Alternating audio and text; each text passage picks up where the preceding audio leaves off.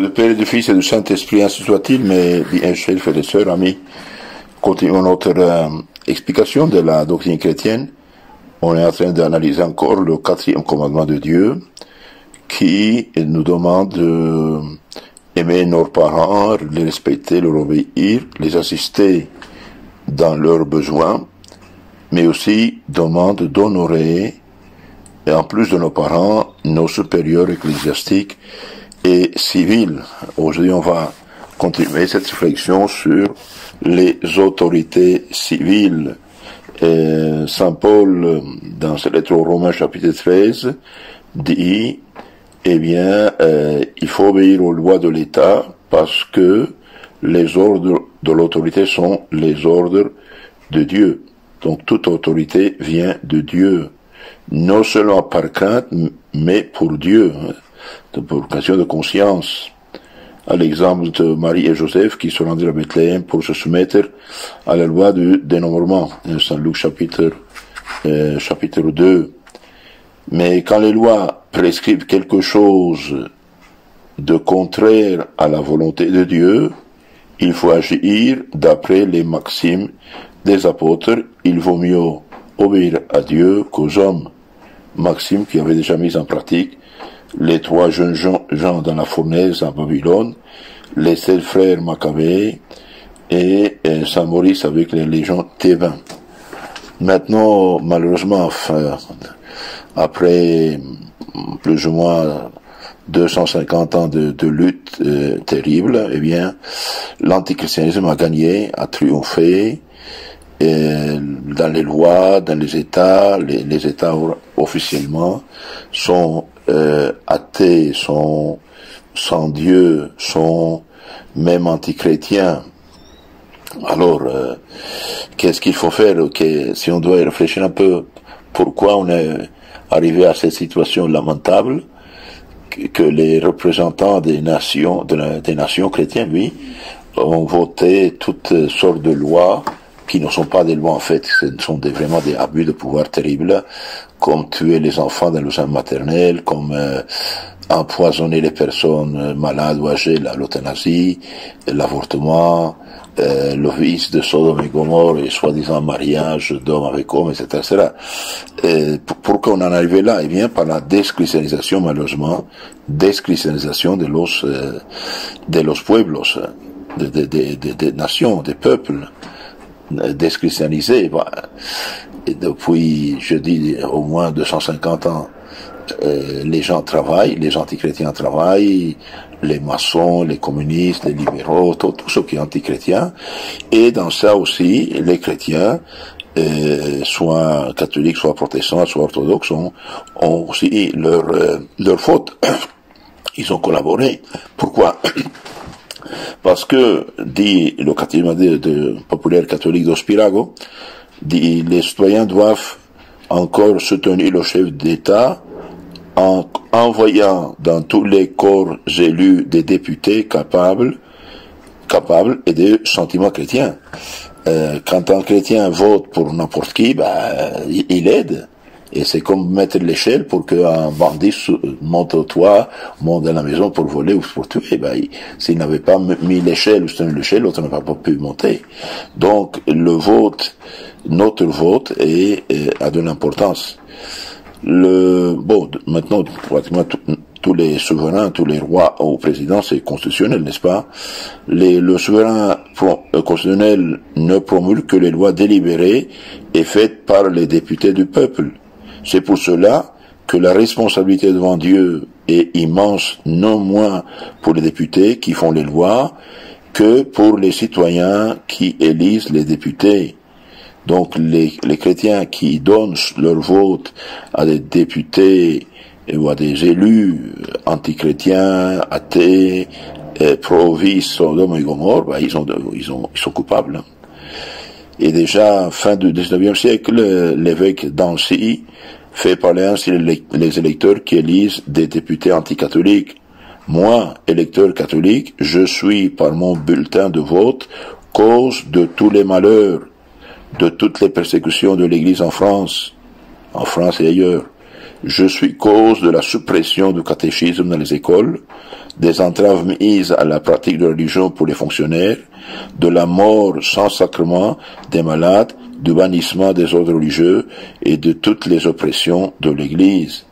Donc cet évêque avait vu clair que sans le vote des catholiques insouciants, ignorants, indifférents, jamais ces députés qui ont éliminé le catéchisme, qui ont éliminé tout ce qui est chrétien dans les lois, dans l'État, n'auraient pas eu lieu. Le citoyen est lié par la volonté de son Dieu et Seigneur, même dans l'exercice des droits civiques, donc du droit électoral. Il rendra compte au tribunal de Dieu de la manière dont il a exercé, dit un autre évêque. Donc celui qui donne son vote, sa voix à des élus antichrétiens, des élus qui vont faire du tort, du mal à la nation, à la commune, au pays, eh bien il collabore au mal qui va se faire, et devant Dieu il rendra compte. Dans toutes les relations humaines, il faut que nous nous guidions par les vérités chrétiennes. Il ne faut donc pas dire que la politique n'a rien à voir avec la religion. Et ça, c'est les évêques d'Autriche qui disaient ça en 1891. Ministres, fonctionnaires, sénateurs, députés, membres d'un conseil quelconque, tous sans exception rendront un jour compte devant Dieu de toutes les paroles qu'ils auront dites et de toutes les votes qu'ils auront émis, et chaque électeur des mandataires qu'il aura élu. Donc chaque électeur est responsable du mandataire, de son député, de son maire, de son sénateur.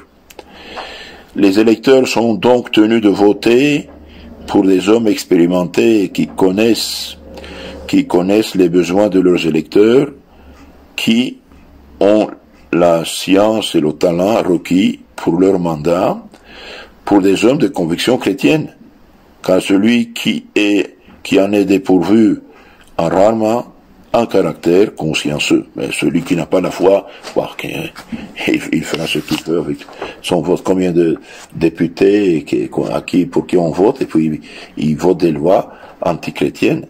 Un député qui n'est pas fidèle à Dieu est rarement fidèle à ses électeurs.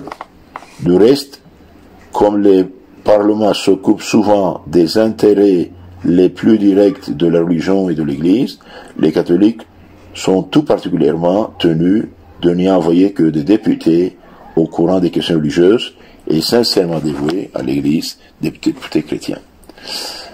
Un citoyen qui donne sa voix un ennemi de la religion ou qui le fait passer par son abstention endosse une grave responsabilité. Donc non seulement il ne faut pas voter pour les non-chrétiens, anti-chrétiens, sinon il ne faut pas s'abstenir. Pourquoi? Parce que l'abstention s'y compte.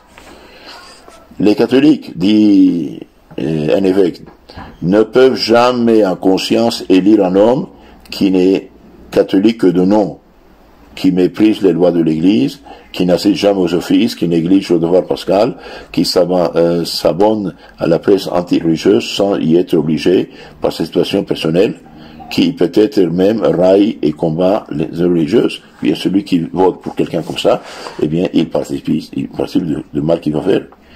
Les catholiques sont tenus d'empêcher l'élection d'un candidat par tous les moyens, d'un pareil candidat par tous les moyens légitimes.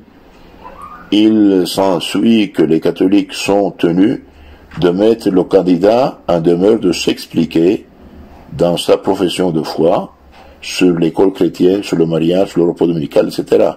Si ces déclarations ne sont pas satisfaisantes ou qu'ils n'ont donc que des réponses évasives, il faut le combattre pour ne pas assumer la responsabilité au tribunal de Dieu. Bon, ça a été écrit il y a 100 ans, maintenant que dirait.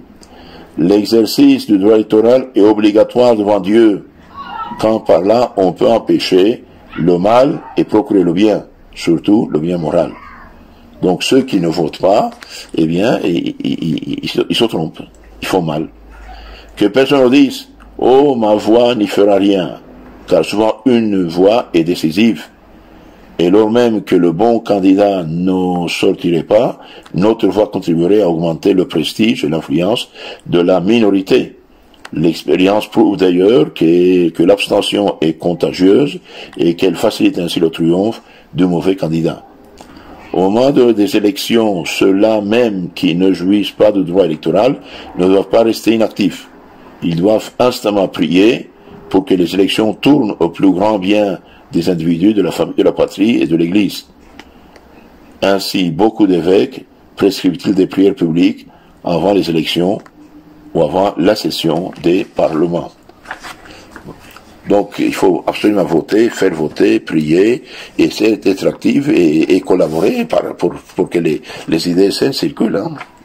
Celui qui désobéit gravement aux autorités religieuses, aux civils, s'expose à des peines sévères ici-bas et la condamnation éternelle. On a dit on doit obéir aux autorités civiles et religieuses, bien sûr, quand elles font bien leur devoir. Ça c'est clair. Mais quand ils font des lois antichrétiennes, là, objection de conscience totale. Hein. Nous voyons dans la Bible des gens révoltés injustement, châtiés. Corée et ses accomplices qui s'étaient révoltés contre Aaron furent engloutis vivants par la terre devant tout le peuple pour lui donner un salutaire exemple. Livre des Nombres, chapitre 16. Et il est impossible d'imaginer une fin plus triste que celle d'Absalom qui s'est révolté contre son père, le roi David. Deuxième livre des rois, chapitre 18. Séméi avait jeté des pierres à David quand celui-ci s'enfouillait au-delà du torrent de Cédron. Eh bien, il a fait châtier aussi. Salomon lui interdit, sous peine de mort, de jamais le passer. Il transgressa cette défense et fut exécuté. Troisième livre des rois 2:16. Les tribunaux sont encore sévères aujourd'hui pour les délits graves. Celui qui résiste aux puissances résiste à l'ordre de Dieu et se rend digne de la damnation éternelle. Saint Paul aux Romains, chapitre 13. Alors on doit prier pour les autorités, oui. Dans la Bible, Saint Paul, première lettre à Timothée, chapitre 2, versets 1 à 3, dit ceci. Avant tout, je demande des pétitions, des prières, des suppliques, d'actions de grâce pour tous les hommes, pour les rois et pour toutes les personnes constituées en dignité, pour que nous ayons une vie tranquille et en paix. Ceci est bon et agréable aux yeux de Dieu notre Salvateur. Donc Saint Paul demande des prières, des actions de grâce, des pétitions pour tous les hommes, spécialement pour les autorités, pour ceci, dit-il, il est bon et agréable devant Dieu notre Sauveur, et pour qu'on prie pour que nous ayons un temps tranquille. Donc en résumé, il faut toujours voter, il faut voter pour le candidat qui a des convictions chrétiennes et ne jamais voter pour un parti ou un candidat qui a un programme antichrétien ou qui est dans son programme qui a qui promet le péché par exemple. Et ceux qui ne votent pas sont coupables aussi du triomphe des autres. Souvent pour une voix, l'ennemi triomphe. Par exemple, si je me souviens bien, le roi de France, Louis XVI, le pauvre, a été guillotiné pour une voix. Majorité d'une voix. La troisième république maçonne antichrétienne qui a fait tellement de dommages à la France chrétienne, eh bien, elle est passée pour une voix. Souvent, une voix, si ça a une importance. Donc, il faut soutenir ceux chrétiens et il faut participer, vu que, soi-disant, on est en démocratie, il faut que chacun utilise sa voix et son pouvoir pour le bien public et tâcher de christianiser les autres. Finalement, si tant de gens votent pour les méchants, parce que ils travaillent. Donc, prier, oui, travailler aussi, tous voter, ne jamais s'abstenir. Que Dieu bénisse, la Sainte Vierge vous garde. Amen.